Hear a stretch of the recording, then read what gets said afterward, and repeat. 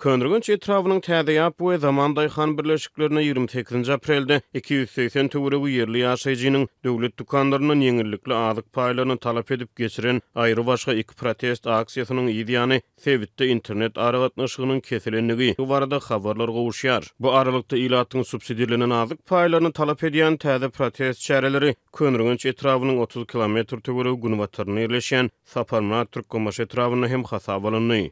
Azatlyk radiosynyň habarçysy Könrügünç etrawyna kesilen internet aragatnaşygynyň 15-nji maýa çenli ýapyk saklanmagyna garaşlýanlygyny, Sewitde polisiýa we eskerlerden ibarat 50-den gowrak gözegçilik toporlarynyň döredelendigini habar berýär. 3 esker we 3 polisiýa işgäriniň ibarat toporlar ulaglardan nowabotçuluk çekýärler diýip Azatlyk radiosynyň habarçysy maglumat berdi. Ýa-da geçen hepde Türkmenistanyň Kronikasy neşri Daşowut welaýatynyň Könrügünç etrawynyň täzeýap daýhan birleşigini 28 aprelde ýüze yerli ýaşaýjynyň mart we aprel aýlary üçin ýeňillikli azyk paýlaryny talap edip protest aksiýalaryny geçirenliklerini, munyň ýa-da zaman daýhan birleşigini hem 180 töweregi ýaşaýjynyň bir meňdeş talaplary bilen Könrügünçe barýan uly ýoly petiklenliklerini ilkinji bolup habar berdi. Bu wakalary tasdiklatmagy başaran Azatlyk radiosynyň habarçysy protestçileriň polisiýa güýçleri bilen çakmışanyny, 15 töweregi raýatyň saklananyny habar berdi. Bu aralykda 6-njy maýda Saparmat Türkmenbaş etrawynyň goşa howlu we aýby geňeşlikleriniň hemde peşanaly depe obasynyň ýaşaýjylarynyň ibarat 350 töweregi protestçi etrap merkezine jemlenip häkimlik binasynyň öňünde döwlet dukanlaryndan fevral aýyndan bäri alyp bilmeýän un paýlaryny talap etdiler. Etrap häkimi proteste ýonananlaryň un paýlarynyň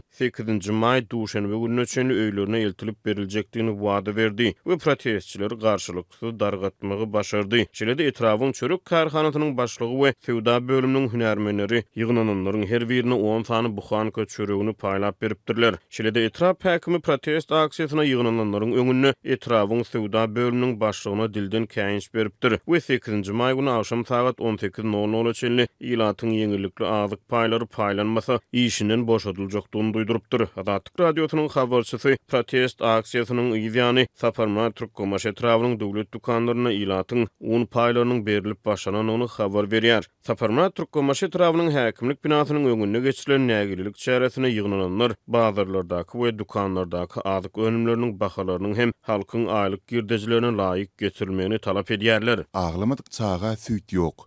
Büdjet edarlarynda we owu hujuluk pudugunda adamlar döwletiň berýän uzypsyz aýlyk hakyna zähmet çekýärler. Döwlet hem bazarlardaky we dukanlardaky bahalary ilad üçin illeter etmeli. Diýip goşa howlu geňeşliginden bolan bir näçe aksakkal ýaşulaýdýar. Bu ýagdaýlar ilad arasynda düýpli närazyçylyga getirmänkä döwletiň pikir etmeli wagty geldi. Diýip ýaşular sözüniň üstüne ýetirýär. Maglumat üçin aýdylsa Türkmenistana dowam edýän ýeti-ykdysady krizisiň arasyna raýatlaryň gurupdan düşmegi bilen döwlet dukanlaryna un we ösümlik ýagy esasy ýym-töňümleri azyk paýlary hökmüne arzan bahadan kesgitli möçberlerde raýatlara hödürlenýär. Emma häkimetler ýurduň agla we sewitlerini ilatyň azyk paýlary şol sana çörek bilen kadaly üpçün edip bilmeýärler.